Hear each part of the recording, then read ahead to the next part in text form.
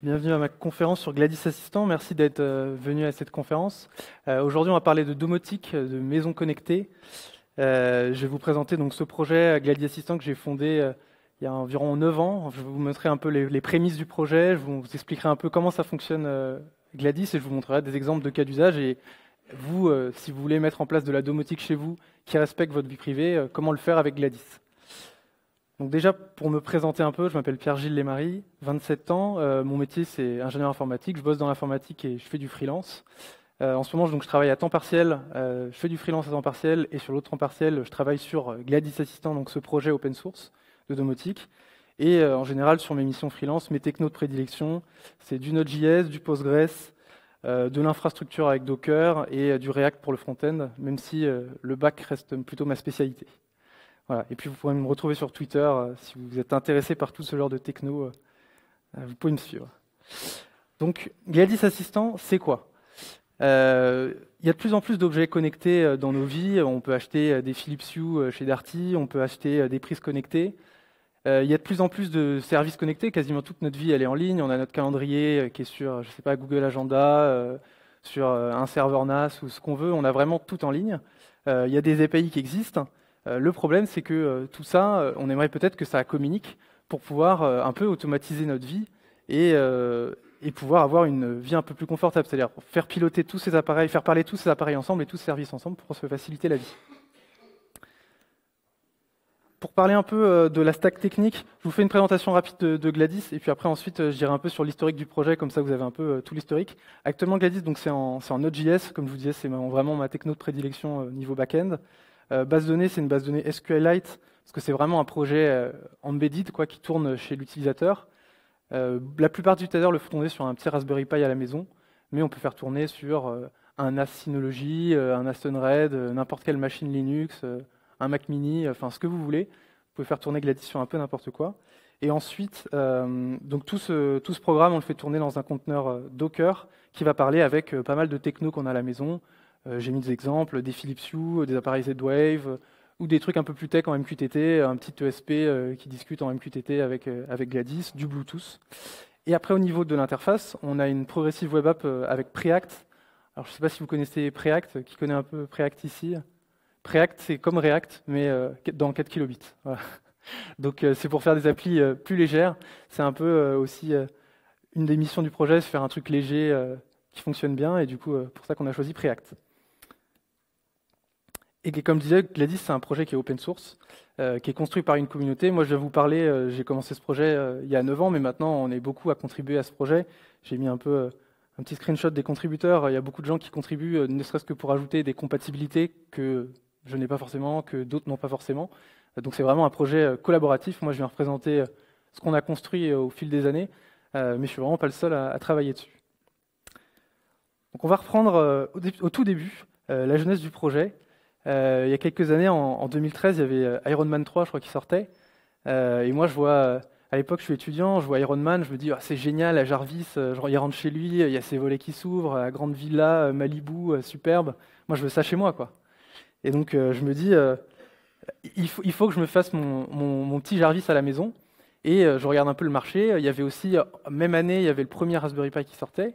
Je venais d'en acheter un. Il y avait aussi pas mal de petits objets qu'on pouvait acheter sur les sites chinois à l'époque. Vraiment, le tout début, des petits trucs, on bidouille. On a son petit Raspberry Pi, on fait des petits montages. Et je me dis, allez, on va créer mon propre Jarvis. Je vais le créer dans ma chambre d'étudiant. Et on va essayer de faire un truc avec. Donc là je vous dis, Villa Malibu, Tony Stark, vous imaginez le truc de dingue. Voilà, la V0, c'est ça. Donc, on est sur Raspberry Pi original, donc vraiment le modèle de base de l'époque. Un petit émetteur 433 MHz, capable d'envoyer un petit signal, un truc pas chiffré du tout, vraiment juste, il envoie un signal et une prise télécommandée, genre de truc que vous achetez chez Leroy Merlin à l'autre 3, et vous envoyez un signal, elle s'allume, un autre signal, elle s'éteint. Voilà, tout simplement. Si votre voisin il écoute sur la même fréquence, il peut envoyer le même signal et allumer chez vous. C'est vraiment le truc de base, mais pour moi, l'idée, c'était de valider le principe que, en tant que programmeur, je peux programmer des trucs qui ont une application dans le monde réel. C'est-à-dire que programmer, c'est pas juste faire une application sur mon téléphone, sur mon ordi. Là, c'était vraiment, je contrôle quelque chose qui existe dans la vraie vie. Et donc à l'époque, j'avais ma petite chambre d'étudiant, mes petites prises télécommandées, j'ai étoffé un peu les appareils et j'ai commencé à travailler sur une première version d'un logiciel domotique. Donc à l'époque, j'avais fait, vous pouvez voir un peu la caption de l'image, j'avais fait un site qui s'appelait Build Your Own Jarvis. L'objectif, c'était vraiment, il n'y avait pas de nom, c'était vraiment un truc no-name. C'était même pas open source à l'époque, c'est-à-dire que j'avais juste, je distribuais un petit zip, les gens pouvaient télécharger, enfin il n'y avait pas de GitHub, c'était vraiment très artisanal. Et donc ce blog, il évolue, et il y a comme des gens qui commencent à me dire, bah c'est bien, mais ça serait vraiment chouette que ce logiciel, on puisse l'installer, enfin qu'il y ait un truc un peu bundlé, clé en main, voire même que ça soit sur GitHub, comme ça on peut contribuer, quoi. Et du coup, en 2014, je sors une première version open source. Donc voilà, à gauche, il y a un petit screenshot du logiciel à l'époque. Donc vous reconnaîtrez, alors c'est vraiment un truc hyper basique, un petit serveur PHP, quelques scripts Python, Bootstrap 2. Voilà, vous voyez le thème par défaut de Bootstrap avec le Jumbotron là en haut, vraiment les trucs classiques. Vous ne pouvez pas faire plus cliché comme site de l'époque, quoi. Et distribué sous forme d'un zip. Donc vraiment, on est sur minimaliste. Et donc l'objectif, c'était de voir un peu est-ce que les gens étaient intéressés par ce genre de logiciel et d'avoir des premiers retours, en tout cas sur cette version que moi je faisais tourner et qui était vraiment basique, quoi. Et donc l'engouement, il est immédiat. Moi, je le vendais un peu comme une sorte de Jarvis. Vous voyez, c'est Iron Man. On peut contrôler sa maison, même si effectivement la réalité était quand même très basique à l'époque. Il y a carrément des articles qui sortent dans la presse, voire même il y a TF1 qui me fait venir pour le JT de 20 heures pour montrer un peu comment domotiser sa maison, quoi. Donc ils étaient en mode l'étudiant Mark Zuckerberg. Bon, ils voulaient leur petite story, quoi. Et du coup, bon, je dis bon chouette, ça fonctionne bien. Là maintenant, là vous voyez, on est sur le POC, quoi. Là, il faut passer à un truc qui marche un peu mieux parce que bon là, tout était hard-codé, c'était vraiment un truc pas du tout évolutif, ça pouvait pas avancer. Donc comme ça marchait, j'ai réécrit en 2015 du coup ce qui va devenir un peu plus le Gladys plus proche de ce qu'on est aujourd'hui, un projet en Node.js avec une belle interface. L'objectif, c'était vraiment d'avoir un truc utilisable par toute la famille. Donc on installe à la maison, on connecte ses appareils, et ensuite après on va avoir un petit dashboard avec voilà, ses périphériques, la météo, gérer sa maison, créer des pièces, dans les pièces assigner des appareils, enfin vraiment un logiciel de domotique un peu plus complet. Mais pour l'instant, on est toujours sur un logiciel qui est open source, mais où je contribue beaucoup, mais il n'y a pas encore cette notion de collaboratif. Il n'y a pas encore un gros projet open source. Alors moi, pour l'instant, je fais mes études, donc les années, vous voyez, passent, mais c'est un truc que je fais entre les examens et les vacances, quoi. Vous voyez, donc c'est vraiment un petit side project. Et donc, en avançant, il fallait vraiment devenir communautaire, c'est-à-dire que j'ai vite compris qu'il y a des milliers d'appareils qui existent sur Terre, qu'il est impossible de physiquement qu'une personne les intègre tous, et que du coup, il faut devenir communautaire, qu'il y ait vraiment une communauté qui puisse proposer des nouvelles intégrations pour qu'on devienne compatible avec plein de périphériques, et que du coup, quelqu'un qui veuille installer Gladys chez lui trouve ses compatibilités, et pas juste les compatibilités forcées par un gars qui a juste ça chez lui, quoi. Donc on a déjà un logiciel qui commence à avoir de la gueule, qui marche bien, et là il y a une communauté qui se forme, beaucoup de gens qui se mettent à l'utiliser en France et aussi dans le monde. Donc ça fonctionne bien. On arrive à la partie monétisation. Donc tout projet, même open source, on pourrait se dire un projet open source, bah, c'est gratuit, donc il n'y a pas de monétisation, c'est entièrement gratuit, ça doit rester gratuit. Le problème, et on en parle pas assez souvent en open source, c'est que un projet, même s'il est open source, il a quand même des coûts. Donc les coûts, ça va des trucs tout bêtes, hébergement du site, du forum, les noms de domaine, les CDN, des trucs assez classiques dans tout projet. Si on envoie une newsletter, bah, vous voulez payer un Mailchimp, vous voulez l'auto-héberger, vous voulez envoyer des mails avec Amazon SES, enfin plein de choses comme ça. Tout ça, ça va avoir un coût. Et c'est un coût qui est dépendant du nombre d'utilisateurs que vous avez dans le projet. Et là où si vous avez un projet qui est payant et que vous vendez, bah, c'est possible de payer ses coûts. Si c'est totalement gratuit, c'est complètement impossible. Et donc c'est pas stable sur le long terme. Voilà, je disais aussi CDN pour la distribution du logiciel, parce que là on distribue un logiciel, mais le plus gros coût, ça reste quand même le temps humain. C'est-à-dire que vous, les soirées week-ends, ça marche quelques mois, ça marche quelques années, si vous avez la foi, mais au bout d'un moment, si vous voulez travailler sur le projet plus longtemps, il faut quand même gagner sa vie avec. Donc la monétisation est importante. Et surtout, je vous ai mis un petit graphe que j'ai trouvé, je ne sais pas si vous connaissez Nomadlist, mais Ils expliquent pour c'est un site qui permet qui s'inscrit dans une communauté de nomades et le fondateur explique pourquoi il fait payer l'accès à ce site. Bah, il dit si je suis pas monétisé, bah, plus il y a de gens et plus je perds de l'argent et du coup bah, je vais juste abandonner le projet. Et au final, ça dessert plus qu'autre chose l'utilisateur. Un projet qui est monétisé, c'est un projet qui est viable sur le long terme et donc c'est vachement important de se monétiser. Donc en 2017, je me dis ma communauté, elle avait besoin de formation, c'est-à-dire que les gens ils me disaient je veux me lancer avec Gladys, le logiciel a l'air super, mais je ne sais pas par où commencer. J'aimerais bien comprendre comment mettre en place une maison connectée. Du coup, je me dis, bon, bah, est-ce que je fournirais pas un kit, un e-book, des vidéos où j'explique comment domotiser ma maison. Donc, j'enregistre ça. Alors, ce que je fais au final, c'est que je fais d'abord une précommande pour voir si les gens sont intéressés. Je n'enregistre pas d'abord ni les vidéos, ni n'écris l'e-book. Je lance les préventes. Je vois qu'il y a un vrai engouement, les gens ont envie de ce genre de produit. Et du coup, j'enregistre toutes ces vidéos, écris l'e-book. Et anecdote, j'avais bossé donc pendant 2-3 mois sur tout ce bundle. Et je crois, une semaine avant de sortir le bundle, je perds mon Mac dans un taxi. Mais je crois 4 jours avant, j'avais payé iCloud et je retrouve tout. Du coup, important, mettez vos fichiers dans le cloud. Bon, maintenant, c'est moins... Tout le monde fait ça, donc c'est moins une anecdote. C'est moins utile, mais à l'époque, peu de gens avaient ce genre de truc sur leur ordi, et c'est vrai que ça m'a un peu sauvé la vie. Je ne sais pas si j'aurais eu envie de tout enregistrer, quoi. Et donc, du coup, en 2018, 700 commandes de ce package, du coup, que je vendais, voilà, on voit aux alentours de 32 € en moyenne, parce que des fois, je faisais des promotions, des petites offres. Et donc, bah, je me dis, OK, il y a un super potentiel. Maintenant, je peux peut-être en fait travailler à temps partiel sur Gladys pour pouvoir bah, voilà, passer plus de temps dessus, pouvoir investir plus de mon temps. Et c'est justement la monétisation qui a permis ça. Si j'avais pas ce potentiel de rémunération, bah, je me serais jamais lancé sur ce projet à temps partiel. Mais en fait, ce package, il avait plusieurs inconvénients, c'est-à-dire que voilà, les gens payaient le tutoriel pour apprendre à utiliser Gladys, mais après ils utilisent Gladys à vie. Et moi, je suis obligé en fait de toujours trouver de nouveaux utilisateurs et ça marche pas forcément. Sur ce genre de logiciel, le revenu récurrent, faire du SaaS, ça reste ce qui est de mieux pour financer un projet sur le long terme. Et on avait un problème dans Gladys, c'était que l'accès à distance était compliqué. C'est-à-dire que vous aviez votre Raspberry Pi à la maison, vous voulez y accéder à distance, vous pouvez pas parce que votre réseau local il n'est pas sur Internet. J'expliquerai un peu plus cette brique techno à la fin de la conférence, mais du coup j'ai beaucoup travaillé là-dessus et du coup j'ai sorti une offre en abonnement mensuel qui permettait du coup d'accéder à toute cette domotique de partout dans le monde. J'en parlerai un peu plus à la fin, donc je ne vais pas rester trop là-dessus. Et du coup, plus récemment, en novembre 2020, j'ai sorti Gladys 4, donc ça avec le travail de toute la communauté, qui est la version actuelle qui tourne en production chez tous les utilisateurs. Donc ça ressemble à ça. Donc c'est la stack que je vous présentais au début.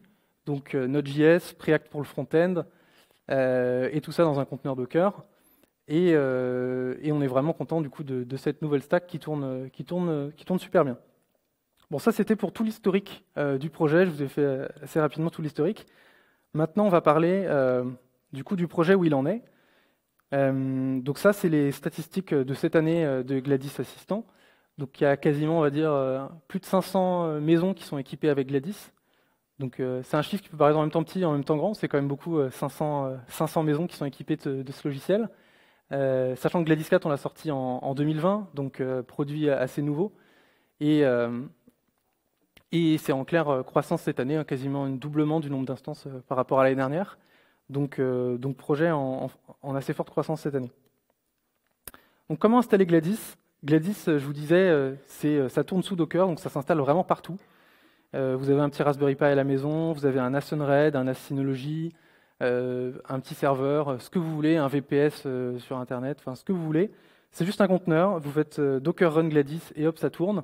Je vous ai mis le lien vers la doc, mais le vrai Docker Run est un peu plus long. Là, j'avoue que j'ai enlevé tous les volumes pour le petit Docker Run là, mais si vous voulez garder vos données, si vous voulez connecter des trucs externes sur des ports USB, bon, il faut rajouter des petites options, mais ça s'installe ultra facilement. Au niveau des compatibilités, on est compatible avec vraiment beaucoup d'appareils. Je vous parlais des Philips Hue, donc ça va être des ampoules connectées, alors que ce soit Philips, on a aussi du Zigbee, on a plein de types d'ampoules différentes. Des caméras de surveillance, c'est-à-dire vous voulez une caméra de surveillance, retrouver l'image de la caméra dans votre interface, voire même discuter avec Gladys pour qu'elle vous envoie une image de chez vous, parce que vous avez un doute, est-ce qu'il y a quelqu'un dans le jardin, est-ce qu'il y a un intrus, c'est possible. Et pas mal de périphériques Zigbee, donc vous voulez par exemple mettre une prise connectée et après l'actionner avec un simple bouton. Vous voulez mettre ça sur votre table de chevet pour faire un scénario spécial quand vous allez vous coucher. On a plein de périphériques Zigbee compatibles. J'ai mis plein d'exemples, des capteurs de mouvement, des lecteurs d'ouverture de portes, prises connectées. On est compatible vraiment avec une grande palette d'équipements. Et donc, je voulais vous donner quelques exemples de scénarios sympas. Cette année, j'ai enregistré sur YouTube toute une série où j'interviewais des utilisateurs Gladys qui ont des maisons assez sympas. Et j'ai noté quelques scénarios qui sont vraiment sympas et ultra pratiques. Donc le premier, là, c'est hyper explicite, c'est le facteur est passé. C'est-à-dire, vous mettez un capteur d'ouverture de porte, donc là c'est du Zigbee, sur l'ouverture de votre boîte aux lettres. Dès que le facteur passe, Gladys reçoit un signal Zigbee pour dire que ça s'est ouvert, et du coup vous pouvez recevoir une notification sur votre smartphone avec Telegram par exemple, qui vous dit le facteur est passé. Ça c'est pratique, vous attendez un colis, ou alors la boîte aux lettres elle est loin chez vous, il pleut, vous n'avez pas envie de sortir dehors, c'est pratique. Et c'est un exemple, depuis que quelqu'un l'a fait dans la communauté, tout le monde s'y met parce que vraiment ça coûte rien et c'est ultra pratique, quoi. Et alors certains disent oui mais là si j'ouvre la boîte aux lettres pour un colis ça fonctionne pas, et ils ont raison. L'autre technique c'est de mettre un capteur de mouvement dans la boîte aux lettres, et du coup ça fonctionne en même temps pour l'ouverture de porte, pour l'ouverture du petit loquet en haut et en même temps pour l'ouverture de la boîte aux lettres entière. Ça c'est un scénario un peu sympa. Un autre scénario assez sympa, on a un utilisateur qui a utilisé l'API de Mapbox et OpenWeaver pour se faire en fait le matin, dès qu'il part de chez lui, dès qu'il ouvre la porte de sa maison, Gladys détecte que la porte est ouverte et lui envoie directement un message avec les prévisions pour le trafic pour aller au travail et la météo qu'il fait aujourd'hui.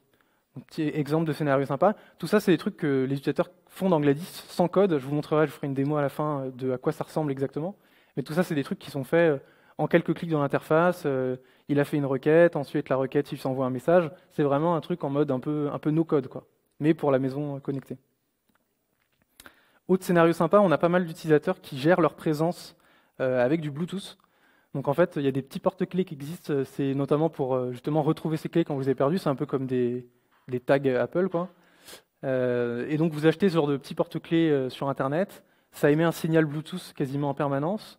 Ensuite, vous avez par exemple un petit Raspberry Pi 0 qui va scanner, qui va écouter le Bluetooth en permanence.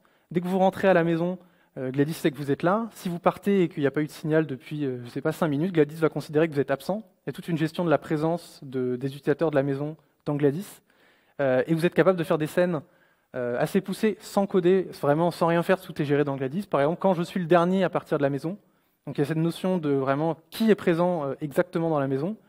Et bien alors, par exemple, couper toutes les lumières, éteindre la musique et lancer le robot aspirateur, par exemple. Et tout ça, vous allez pouvoir le faire en ayant du coup tout connecté dans Gladys et sans coder une seule ligne de code, juste en utilisant les briques existantes. Et ça, pour la petite anecdote, on avait une fonctionnalité dans la précédente version de Gladys où on pouvait détecter automatiquement les périphériques Bluetooth qui étaient à proximité de Gladys et les ajouter automatiquement à Gladys pour justement pouvoir dire ce périphérique, ça c'est moi, ça c'est ma femme, ça c'est mes enfants, enfin pouvoir faire ce genre de choses. Et c'était vraiment automatique, c'est-à-dire que dès qu'il y avait un périphérique Bluetooth qui passait, ça l'ajoutait.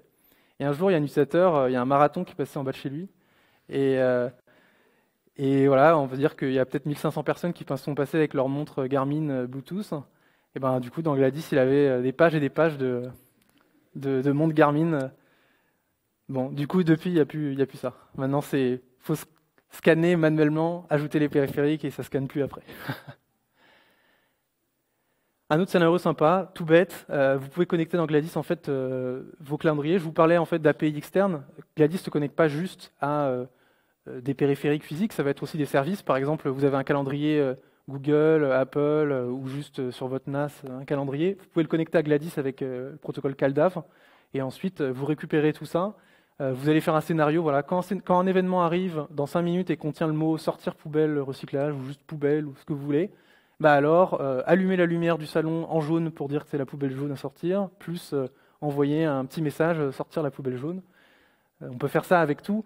Là, j'ai mis l'exemple de la poubelle, mais ça peut être, je ne sais pas, si les enfants doivent aller à la piscine, recevoir un message, mettre la lumière en bleu dans le salon, devant la télé, pour dire « hop, il faut partir à la piscine ». On peut faire ce genre de choses. Et ce qui est fort, c'est que toute la famille qui utilise Gladys, même s'ils n'ont pas forcément, eux, configuré des choses, ils ont juste leur calendrier qui est connecté à Gladys, mais en fait, tout ce qui est nouveau, en fait, alimente Gladys en permanence. Et Gladys, elle récupère ces infos et elle est capable, du coup, d'exécuter ces scénarios. Sans même que toute la famille ait fait de la configuration ou rajoute des infos dans Gladys, quoi. C'est-à-dire qu'on garde le workflow classique, j'utilise mon téléphone avec mon calendrier, j'ai pas à utiliser un calendrier dans Gladys, ça s'intègre avec l'extérieur, c'est l'objectif. Et puis après, le très classique, le réveil, on a un utilisateur qui a automatisé sa machine à café, un truc que les gens aiment bien, c'est-à-dire il a une machine à café filtre un peu comme ça, donc la veille il met juste du café en haut et de l'eau. Et en fait, le matin, Gladys, elle va envoyer un signal à une heure précise pour allumer la machine. Juste une prise télécommandée, comme je vous montrais, qui est branchée, la cafetière est branchée dessus. Ça laisse passer le courant, la cafetière s'allume, le café est prêt.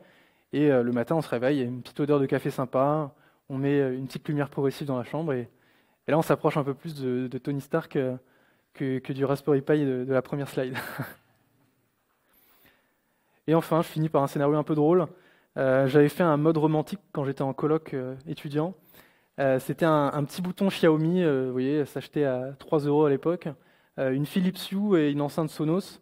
Quand on appuyait sur le bouton, ça lançait donc les Philips Hue en mode rouge tamisé et les Sonos en mode George Michael. Et donc les petits boutons, on appuie dessus, ça lançait ce scénario. Sauf que le bouton, moi je l'avais laissé sur la table, un peu la table basse du salon. Je vais vous dire qu'après 2 semaines où on s'assoit, on pose une assiette, ça clique sur le bouton et en pleine journée, on a George Michael, les lumières. Et j'avais pas codé de bouton annulé. C'est-à-dire qu'une fois que c'est lancé, c'est lancé. C'est-à-dire que là, il faut écouter la musique en entier, il faut laisser, enfin voilà. Et donc au final, j'ai codé le double clic qui était le annuler de George Michael, remettre la lumière dans son mode précédent, remettre tout normal, quoi.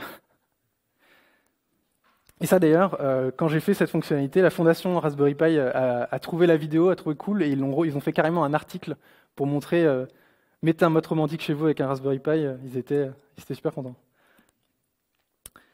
Et alors ensuite, je ne sais pas si vous connaissez Node-RED. Node-RED, c'est un autre projet open source qui permet de faire un peu du no-code, c'est-à-dire de faire de la programmation un peu visuelle pour connecter des éléments entre eux.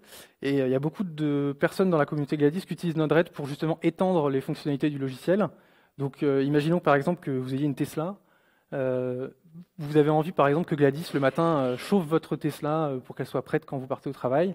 Le problème, c'est que dans Gladys, on n'a personne qui a codé d'intégration Tesla. Du coup, vous êtes un peu bloqué, mais vous ne savez pas non plus coder, donc vous n'avez pas envie de le coder vous-même. Node-RED a beaucoup de compatibilités. Et du coup, vous pouvez utiliser MQTT avec un serveur Mosquito central, donc ça qui est géré par Gladys, pour interfacer les deux. Donc dans Node-RED, vous allez faire votre petit scénario avec des petits fils. Enfin, c'est vraiment de la programmation visuelle. Et vous allez pouvoir connecter votre Tesla à Gladys alors que Gladys n'était pas compatible. C'est un exemple. Après, il y a plein d'autres services qu'on ne gère pas et qui du coup peuvent être gérés avec Node-RED. Et c'est vraiment pratique. Et ça, c'est vraiment la philosophie du projet. Gladys, on essaie de faire un produit qui est ultra simple. C'est-à-dire que c'est un produit qui est certes, qui respecte la vie privée, qui s'installe un peu en mode geek. Je mets mon Docker, je lance mon truc. Mais après, une fois que ça tourne, il faut que toute la famille puisse l'utiliser. Et donc parfois, on va dire non à certains développements de fonctionnalités. On veut vraiment que ça soit un truc pour toute la famille. Et donc pour étendre Gladys, on va plutôt pousser à utiliser des trucs un peu plus geeks, notamment Node-RED, pour certains trucs qui sont vraiment trop techniques, plutôt que de les implémenter dans Gladys. Et comme ça, on peut contenter en même temps les utilisateurs qui sont avancés et qui du coup ont un usage beaucoup plus poussé, et en même temps les utilisateurs qui veulent au contraire la simplicité, un truc super simple, et qui du coup n'ont pas besoin de ça dans Gladys. Pour donner un exemple, ça ressemble à ça, Node-RED. Ça, c'est un utilisateur qui a des panneaux solaires SolarEdge. Donc c'est une marque de panneaux solaires parmi 150 marques de panneaux solaires qu'on ne gère pas. Et du coup, il a trouvé la compatibilité dans Node-RED. Il a fait un petit flow qui récupère en entrée les données que l'API de Node-RED de SolarEdge lui renvoie. Ensuite, il récupère toutes les valeurs, donc là, la production, la grid, qu'est-ce qu'il a comme charge sur son réseau électrique. Et ensuite, il l'envoie à Gladys. Donc on voit les petits topics MQTT, je ne sais pas si vous les voyez, pour envoyer en fait l'information à Gladys. Et donc, il est capable de rapatrier toutes les datas dans son dashboard Gladys, de pouvoir faire des scènes dans Gladys qui sont basées sur la donnée de ses panneaux solaires, alors qu'on ne les a jamais intégrés, alors qu'on n'a pas d'intégration. Et lui ne sait pas coder, et il a vraiment fait ça. C'est quand même un peu plus tech que pourrait faire Madame Tout le Monde, mais c'est pas non plus du code, quoi. Donc ça permet de vraiment étendre les possibilités de Gladys. Et bien sûr, c'est possible de faire du code. Comme je disais, on a une intégration MQTT qui permet en fait de soit envoyer de la donnée vers Gladys, soit de récupérer des ordres venant de Gladys. Donc le protocole MQTT, c'est un protocole publish-subscribe, c'est-à-dire que vous abonnez à un topic et vous recevez de la donnée dessus. C'est un peu comme RabbitMQ. Et donc dans Gladys, on est compatible avec ce protocole. Et donc vous êtes capable dans Gladys de déclarer des appareils. Par exemple, vous pouvez dire, voilà, j'ai un appareil qui a un capteur de température. Vous, par exemple, votre capteur de température, ça va être, je ne sais pas, une petite carte Arduino, un petit capteur. Vous voulez envoyer la donnée à Gladys. Ben, vous êtes capable, avec du code, donc dans le langage de votre choix, d'envoyer la donnée à Gladys. Gladys le récupère, le met dans l'interface, et ça sera aussi bien intégré que si c'était vraiment un appareil grand public que vous avez acheté dans le commerce. Donc c'est ça qui est fort, c'est que vous pouvez intégrer des trucs ultra pro achetés dans le commerce grand public, mais aussi du code. On peut tout faire, quoi. Donc ça permet de bidouiller et de faire du très facile, du très basique. Donc maintenant, je vais vous montrer un peu à quoi ça ressemble Gladys Assistant. J'ai une petite démo. Donc Gladys Assistant, ça ressemble à ça. Donc tout est axé autour d'un dashboard central qui est responsive, que vous pouvez installer sur votre téléphone comme une application. C'est une progressive web app, donc vous pouvez l'installer comme une appli. Donc vous avez un dashboard, donc vous pouvez entièrement customiser. Donc tout ça, c'est des box en fait où vous pouvez mettre vraiment ce que vous voulez. Vous voulez un graphe de température, d'humidité. Voilà, j'ai mis par exemple la gestion de la présence. C'est ce que je vous disais tout à l'heure, par exemple, donc soit avec du Bluetooth, soit avec votre téléphone qui envoie sa position GPS. Vous avez défini des zones dans Gladys et comme ça, il sait si vous êtes chez vous ou pas chez vous. Il y a plein de choses qui sont possibles. Là, on retrouve tous les appareils que j'ai à la maison. Donc là, j'ai mis, je sais pas, la télé, un capteur de monoxyde de carbone, la température, les graphes. Donc ça, c'est vraiment sympa. Ça permet du coup de voir un peu l'historique d'un capteur dans le temps. Si vous voulez justement, par exemple, vous voulez surveiller la température de votre frigo, vous voulez voir s'il est stable dans le temps, vous mettez un petit capteur dedans et vous verrez si à des moments votre frigo fait un peu n'importe quoi, remonte à 15 degrés en pleine journée. Là, vous pouvez le surveiller. Les caméras, la météo, vous voyez, on peut vraiment un peu tout ajouter. Les dashboards, vous pouvez en créer autant que vous voulez. C'est-à-dire qu'il y a beaucoup d'utilisateurs qui font des dashboards un peu thématiques, c'est-à-dire un dashboard axé sur la sécurité où je vais mettre toutes mes caméras de surveillance, un dashboard où je vais mettre toutes les températures, une dashboard où je vais mettre toutes les batteries de toutes mes devices pour surveiller un peu que tous mes appareils ont de la batterie. Voilà, on peut faire un peu cette petite tambouille. Alors après, un truc dont je n'ai pas du tout parlé, c'est le chat. Gladys, c'est aussi un assistant auquel on peut discuter avec par message. Donc vous installez Telegram sur votre téléphone et ensuite, par exemple, vous voulez demander à Gladys, bah voilà, quelle est la température du salon, montre-moi la caméra du jardin. Et du coup, ça permet à distance de faire des petites demandes à Gladys. Tout ça, c'est la partie textuelle. Après, pour la partie vocale, on s'intègre avec Google Home et Alexa. Mais du coup, là, c'est les commandes de Google Home et d'Alexa, c'est pas les nôtres. Là, c'est vraiment celles qu'on a codées nous. La partie intégration, c'est en gros pour pouvoir ajouter tous les périphériques que vous voulez gérer dans Gladys. Une de nos intégrations les plus phares, c'est l'intégration Zigbee to MQTT. Je ne sais pas si vous connaissez un peu ce projet. Mais en gros, c'est un projet qui permet d'intégrer tous les appareils Zigbee qu'on va retrouver sur le marché. Donc les appareils Zigbee, c'est par exemple tout ce qui est Xiaomi, Sonoff, donc les capteurs que je vous ai montrés, par exemple le petit bouton pour le mode romantique. Ça, c'est du Zigbee. C'est des périphériques qui sont vraiment pas chers en général et qui fonctionnent très bien. C'est aussi un protocole mesh, c'est-à-dire que les nœuds peuvent répéter l'information pour des nœuds plus loin. Et c'est surtout en fait le prix qui fait que les gens se tournent vers ce protocole, parce qu'en comparaison avec d'autres protocoles comme le Z-Wave qui sont plus chers, le Zigbee c'est vraiment abordable. Et donc nous on passe par un projet qui s'appelle Zigbee to MQTT, qui en fait permet de se connecter à tous les appareils de Zigbee, il y en a environ 2000 je crois compatibles, et balancer l'info dans un serveur MQTT, et nous dans Gladys on récupère les données et on les intègre. Et donc là j'ai mis par exemple voilà, un capteur de pression à Cara. Je récupère l'information, mais je pourrais connecter des centaines de périphériques. C'est notre intégration la plus phare. Et puis après, les trucs dont je vous parlais, le Philips Hue, Xiaomi, du Z-Wave, des caméras, du MQTT, enfin, on a plein de choses différentes. Et puis après, des choses voilà, plus liées à la communication, Telegram, CalDAV. Alors selon que Telegram, toute la famille peut se connecter à Gladys avec son compte Telegram. Et quand Gladys parle à quelqu'un, c'est vraiment chaque personne individuellement peut discuter avec Gladys en séparé. C'est pas un compte famille, chacun a son truc pour poser ses questions. Et chacun a son compte d'ailleurs dans Gladys. C'est-à-dire que c'est pas un compte pour toute la famille, chacun a son compte. C'est comme ça qu'on va gérer la présence pour pouvoir faire voilà, un scénario spécifique quand il n'y a vraiment plus personne à la maison, ou si vous voulez faire un scénario quand cette personne précisément rentre à la maison, bah, il faut telle musique, telle lumière, on peut vraiment faire ce qu'on veut. Le calendrier, bon bah ça c'est facile, c'est juste un calendrier, c'est pour voir un peu ce qu'on a à voir. Alors ça c'est la fameuse carte. Donc si jamais vous connectez vos téléphones à Gladys, il y a une application qui s'appelle OnTrax, je ne sais pas si vous connaissez.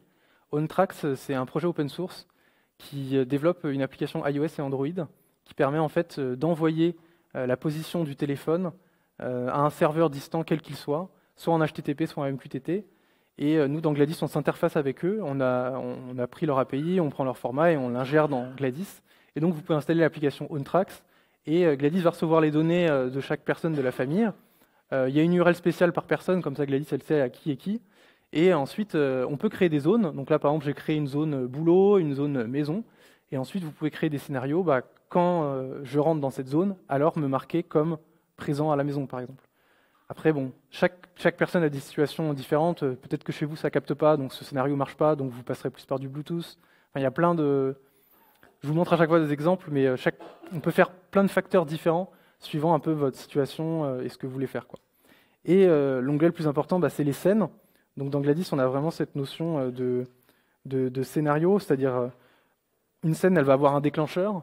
Ça va être, par exemple, j'appuie sur le bouton, mon petit bouton Xiaomi, j'ai envie qu'il se passe un truc.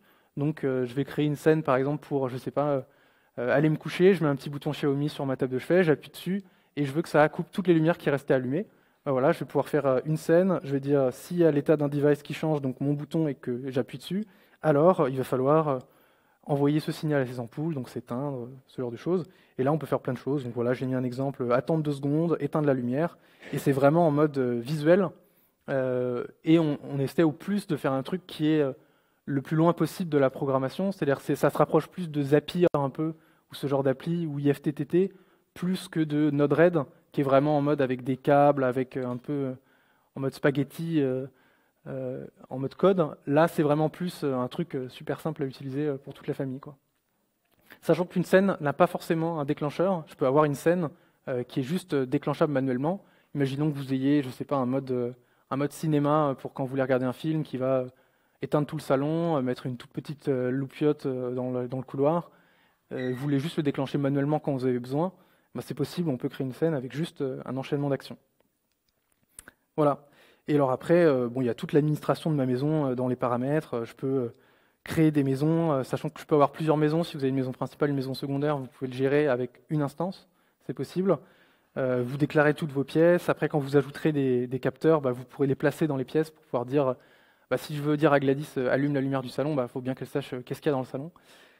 Donc tout ça, vous pouvez déclarer dans les paramètres. Voilà pour la présentation de Gladys.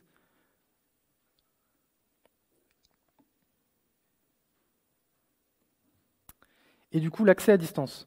Je vous en parlais tout à l'heure. L'accès à distance, c'est un vrai problème pour tous les logiciels qui font de la domotique en self-hosté à la maison.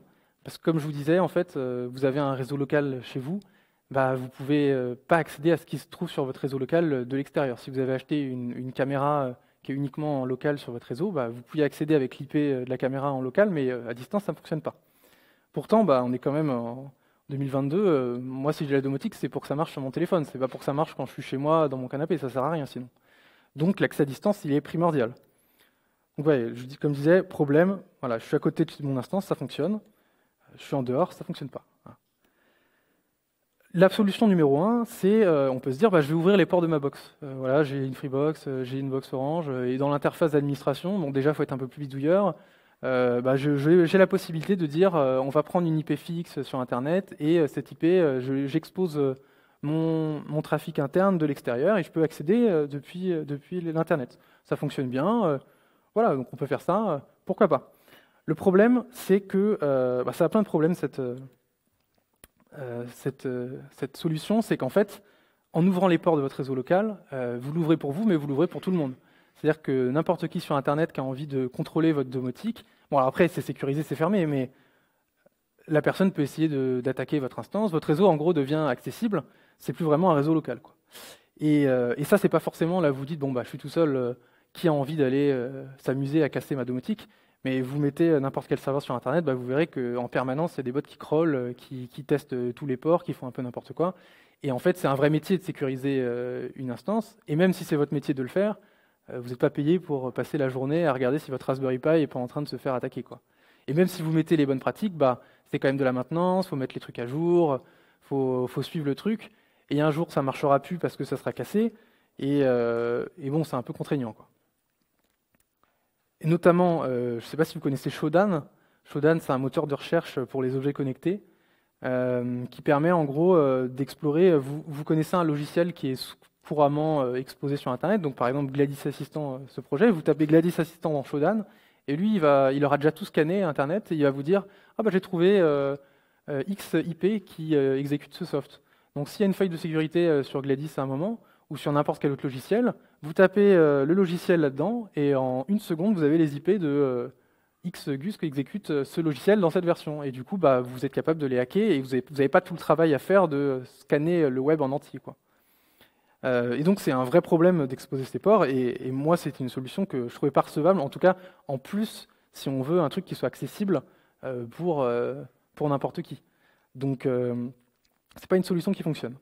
Donc la solution que j'ai trouvée, c'était de mettre en place Gladys+. Donc Gladys+, c'est une sorte de passerelle en ligne qui permet d'accéder à son instance locale à distance sans ouvrir les ports et super simplement. Alors, il y a une autre solution dont je n'ai pas parlé, c'est le VPN. Ça, c'est le classique. Vous mettez un VPN chez vous, vous y accédez à distance.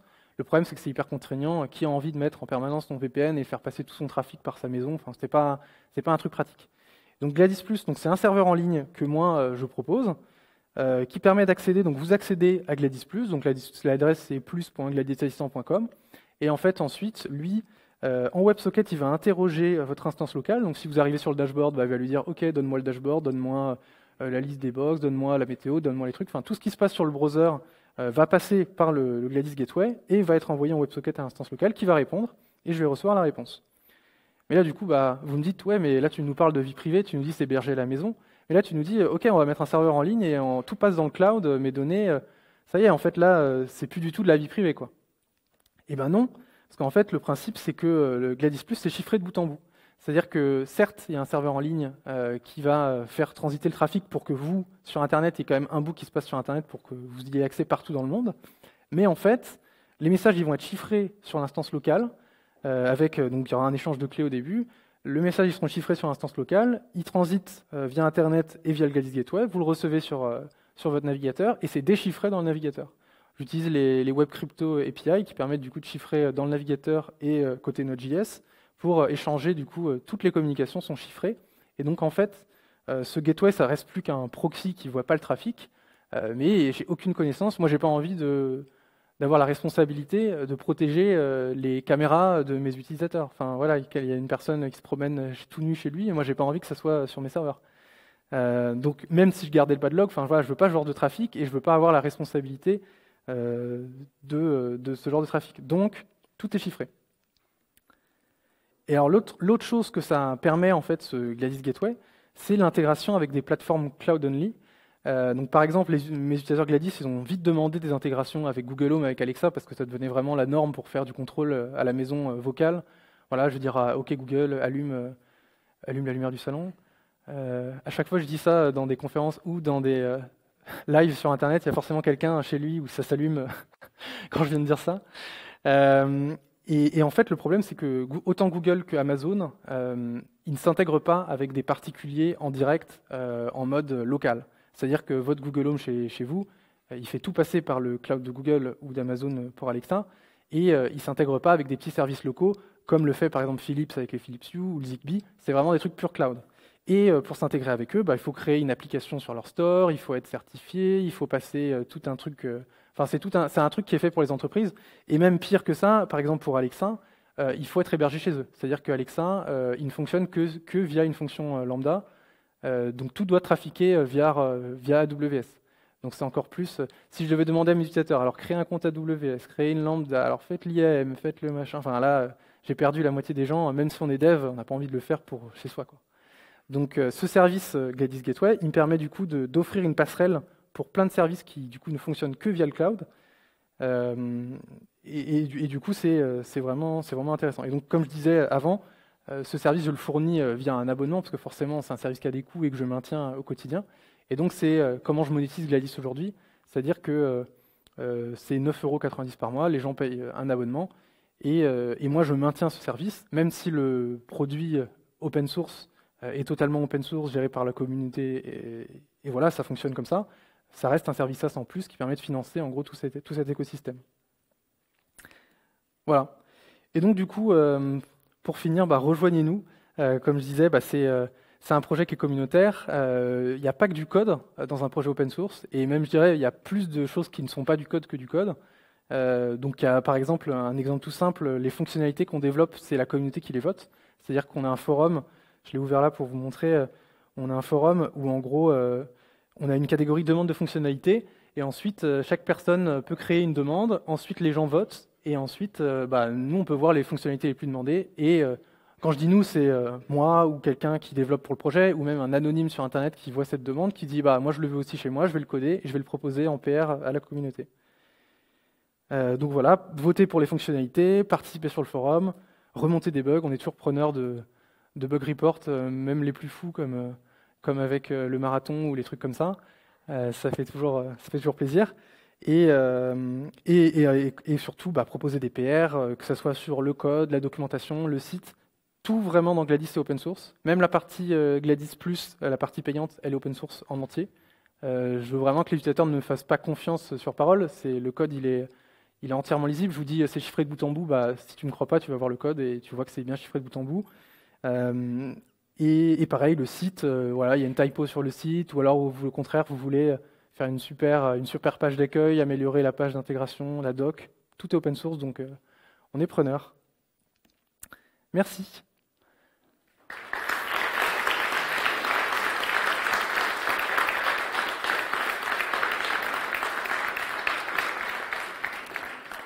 N'hésitez pas en tout cas à venir sur le site, la doc, éplucher un peu, lancer un conteneur Docker. Je vous disais, franchement, la commande que j'ai mis, j'ai dit qu'elle n'était pas complète, mais si vous la faites, elle fonctionne vraiment, le Docker Run Gladys.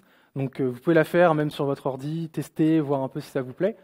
Et ensuite, après, sur Twitch, je suis présent sur Twitter, sur le forum, il ne faut pas hésiter. Est-ce que vous avez des questions ? Salut, merci pour ta présentation, c'était très intéressant. Tu montrais à un moment ton service Gladys Plus. Ouais.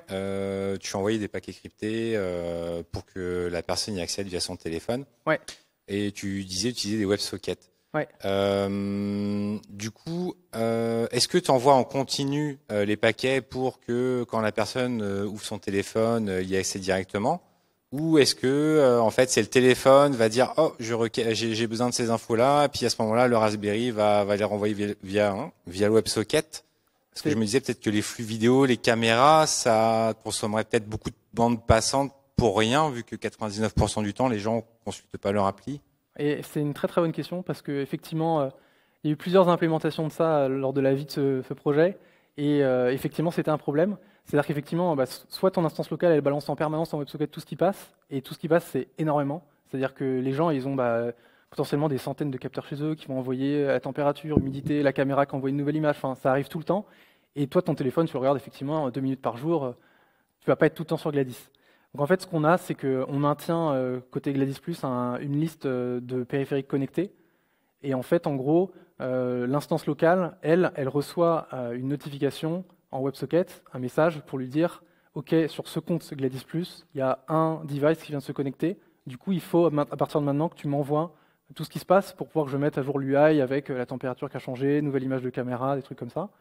Et si tu te déconnectes, sachant que ce n'est pas du déclaratif, c'est le serveur qui sait que l'utilisateur s'est déconnecté. Déconnecter, c'est juste tu as quitté la page ou tu n'es plus sur ton téléphone.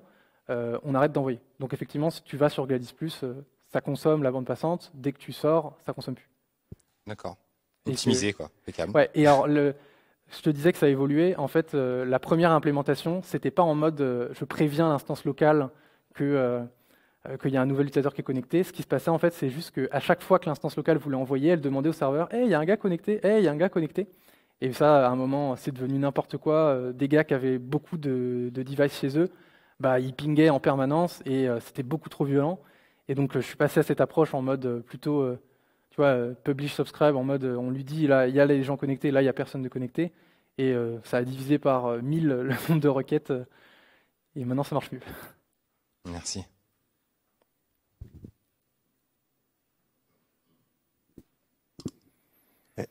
Ici, s'il te plaît, sur ta gauche. Bon, oui. Ah oui, ok, d'accord. Effectivement. Pardon. Oui, merci, merci effectivement pour la presse, c'était super, c'est hyper intéressant. Je me demandais juste, tu as l'air de rester dans une logique très artisanale, hein, c'est sans aucun jugement de valeur. Oui. Est-ce que tu penses pas qu'il y aurait aussi des tas d'usages pro? C'est-à-dire que là, tu t'es vraiment cantonné à la sphère privée, au côté un peu justement, tu as dit pas mal le côté bidouille, etc. Mais est-ce que tu pourrais pas aller plus loin? T'as pas de Voilà. Est-ce que tu as d'autres ambitions? Enfin voilà, tu peux nous en dire plus. Oui, bien sûr. Alors déjà, l'aspect pro, c'est pas parce que là, tu vois, je parlais vraiment de l'aspect famille qui utilise Gladys. Il y a aussi des pros qui utilisent Gladys. Donc on a un gars, par exemple, en Normandie qui a un camping et qui gère un parc. C'est le mec qui a la plus grosse installation Gladys de France. Enfin, vraiment, c'est monstrueux. Donc lui, il a plein de maisons. Dans chaque maison, il y a plein de capteurs. Enfin, il a mis des capteurs vraiment partout sur son truc et ça lui permet de monitorer toute son installation, quoi. Donc il y a des usages pro. Après, moi, je vais un peu aussi où il y a de la demande. Si j'avais beaucoup de demandes de pro, je m'axerais peut-être plus pro et je réfléchirais. Là, pour l'instant, à part ce gars et quelques petits projets que j'ai vu passer, c'était plus de la demande sur des particuliers qui veulent gérer leur maison, quoi. Donc ça, c'est le premier point. Et puis après, d'autres ambitions. Oui, clairement, l'objectif, c'est de faire grossir le projet, d'avoir de plus en plus d'utilisateurs. Je pense que j'ai pas encore en fait écoulé le stock de gens qui sont devs, qui peuvent installer un Raspberry Pi, qui ont un NAS Synology à la maison, pour pouvoir passer, par exemple, je sais pas, du matériel que je vends ou un truc vraiment clé en main où il n'y a vraiment rien à faire. Tant que je peux rester tant que j'ai du marché à prendre sur vraiment une sphère développeur, et c'est pour ça que je suis là dans ce genre d'événement, je pense que je vais continuer là-dessus. Après, effectivement, si à un moment je sature ce marché, bah oui, bien sûr, j'irai plus loin. Ouais, j'avais une question, c'était comment tu mets à jour l'instance des clients Ah, très bonne question. En gros, comme on utilise ça, d'ailleurs, c'est un des gros points importants de la V4, comme on voulait un truc qui soit vraiment transparent et qui fonctionne super bien pour tout le monde, on voulait que les mises à jour soient automatiques. C'est-à-dire que l'utilisateur n'est pas à chaque fois se connecter pour faire des mises à jour, arrive sur son instance, voit qu'il est 3 versions en arrière. Enfin, on voulait vraiment que ça soit entièrement automatisé.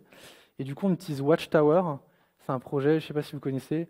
C'est un petit conteneur Docker qu'on peut mettre sur son serveur, qui lui a accès au Docker daemon et qui en gros peut lui dire, va interroger Docker, donne-moi la liste des conteneurs disponibles. Il va regarder pour chaque conteneur est-ce qu'il y a une mise à jour de l'image. Cette mise à jour de l'image, il pool l'image et ensuite il redémarre le container avec la nouvelle image. On utilise ça et ça fonctionne vraiment bien et du coup, tous nos utilisateurs, nous on distribue une image Raspberry Pi OS qui a déjà Watchtower d'installer par défaut. Et donc, les gens qui ont installé avec notre truc par défaut, ils sont toujours à jour. Et souvent, ce que j'aime bien faire, c'est que je fais ma release un peu en avance, sans forcément faire trop de com. Ensuite, je fais un live sur YouTube et je dis, en fait, c'est déjà chez vous. Et les gens, ils vont sur leur Gladys, ils n'avaient pas vu. Et en fait, la feature, elle est là, les nouvelles compatibilités sont là. Et c'est un peu magique et les gens aiment bien. Voilà.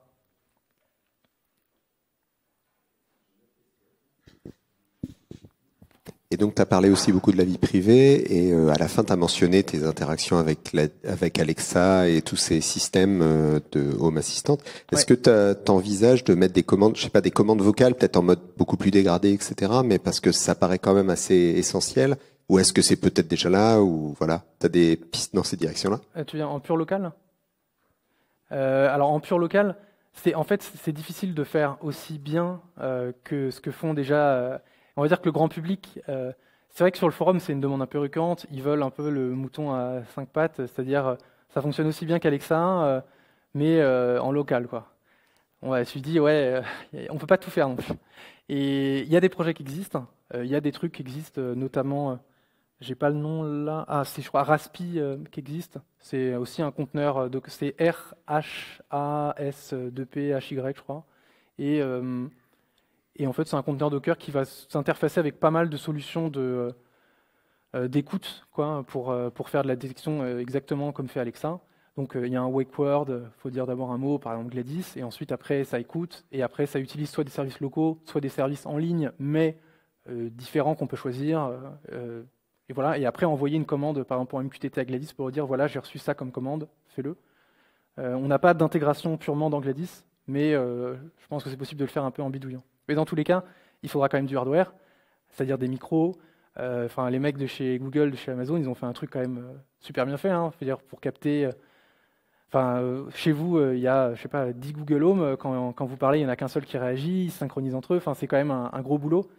Et je pense que c'est un domaine où si on le fait nous nativement, on va forcément faire un truc qui sera moins abouti parce que c'est pas un produit fini. Et il y aura peut-être de la déception. Là où au final, plus s'intégrer avec ce qui existe déjà, certes, effectivement, c'est pas le must en termes de vie privée, mais au moins on a contrôle de toutes ces données qui restent en local. Je veux dire, ça passe un peu, toutes les commandes vont passer par Google, mais au moins l'infra, les données, l'historique, on peut l'exporter, le mettre dans une base de données locale, faire ce qu'on veut, et ça reste quand même mieux. Voilà. Oui, bonjour. Alors merci pour ta présentation. J'avais une question sur l'échange de clés dont tu as parlé pour le chiffrement. Est-ce que tu peux nous en dire plus? Comment ça fonctionne exactement? Comment est-ce qu'on fait en sorte de récupérer la clé qui est peut-être produite par le service local? Alors en fait, en gros, quand tu vas créer ton compte Gladys+, on va te demander un mot de passe, qui est en fait un mot de passe, c'est plus qu'un mot de passe. Alors tu sais, quand tu crées un produit normal, quand tu tapes ton mot de passe, ça l'envoie au serveur, le serveur il le chiffre, il compare avec le truc, il le hash, dans la DB il compare les hashes, et il voit si c'est bon. Tu as envoyé ton serveur. Nous, dans Gladys, on fait pas ça, on utilise un algorithme qui s'appelle SRP, je crois Secure Remote Password. C'est un algo un peu en 3 étapes qui te permet en gros de vérifier que ton mot de passe est le bon sans l'envoyer au serveur.